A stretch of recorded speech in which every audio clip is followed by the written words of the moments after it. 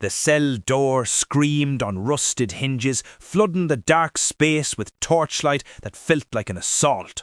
The Sheriff of Nottingham stood silhouetted in the doorway, his expression one of cold amusement. "On your feet, Hood, your new life begins." Two guards yanked Robin up from his stone bench, his chains clanking, and dragged him out into the stone corridor of the castle's undercroft. They took him not to a dungeon deeper still, but to a spare chamber where a set of clothes awaited. It was a respectable garb of dark wool and sensible leather, but its message was unmistakable.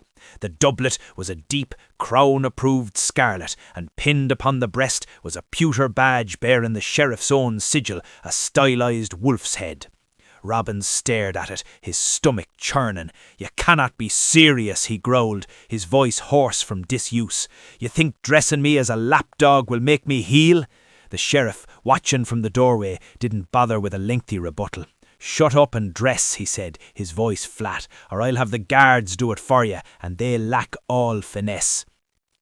Clad in the hated colours, Robin felt a layer of grime settle onto his soul that no bath could ever cleanse. The fine wool itched like sackcloth, and the badge over his heart felt like a brand.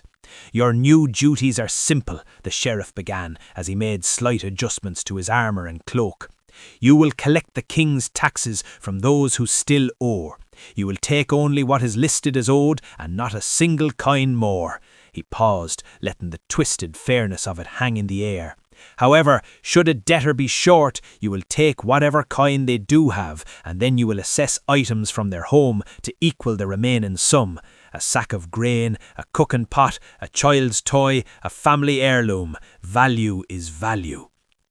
Their first stop was a wattle and daub cottage on the edge of the square. A tanner named Gareth stood in the doorway, his hands stained with his work.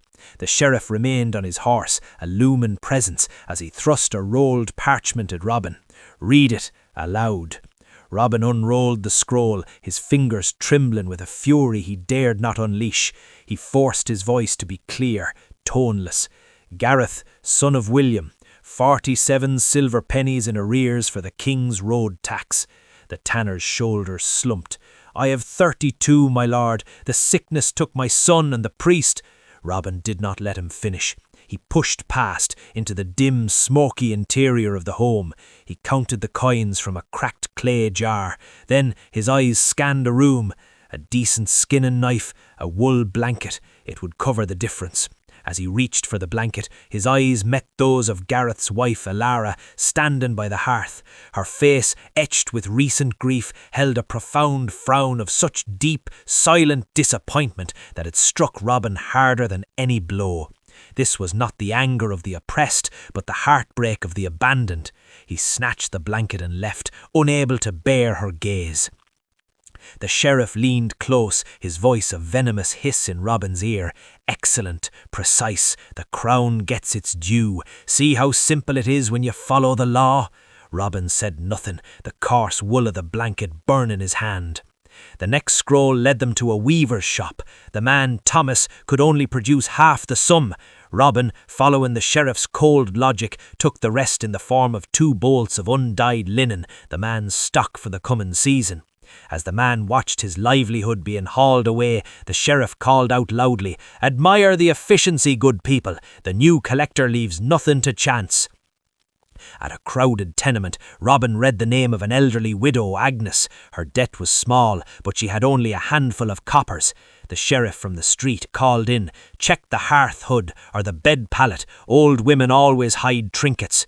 Robin, moving like a man in a nightmare, found a small wooden box. Inside was a single item, a tarnished silver thimble that belonged to her mother. He inserted it into the little brown sack, and the widow let out a soft whimper, but said nothing, her eyes wells of quiet despair. The townsfolk gathered outside murmured, their sadness palpable, their shock at Robin's actions turning to a cold, weary understanding. The sheriff removed it from the little sack with a certain degree of excitement. "A thimble," the sheriff said, as he held it up with great appreciation and reverence. "Fabulous. I would have overlooked it. You have a keen eye for squeezing blood from a stone hood, a natural talent." Robin shuddered with disgust, muttering through his gritted teeth, "May this cloth choke me, and this badge sear the flesh from my bones." To Robin's own horror and to the sheriff's immense delight, he was efficient. He calculated deficits quickly, appraised items with a cold eye, and his reputation as a former outlaw lent his new role a terrifying credibility. No one dared plead with him, for they saw no trace of their former champion in his hollow eyes. The sheriff whispered after every successful collection, "They love the legend, but they obey the man. Look at him, they respect the authority you now embody." By the end of the day, their sachets were filled with a pathetic assortment of paupers' treasures: a brass candlestick, a carved wooden spoon, a child's hobby horse, the linen, and of course the thimble, which landed at number 1 as the sheriff's favourite item procured today. Each item was a monument to Robin's shame. As they turned back towards the castle, the setting sun painting the stone walls in bloody light, the sheriff patted Robin on the back, causing Robin to recoil with revulsion. "You performed admirably, far better than any of my previous collectors. There's a clarity to you, Hood, an understanding that order once broken must be restored by any means." He laughed then, a low, self-satisfied sound that was for Robin alone. "And to think all this time we just needed to find the right clothes." They walked the last 100 yards in silence, the weight of the seized goods and the frown of Alara pressing on him heavier than any chains.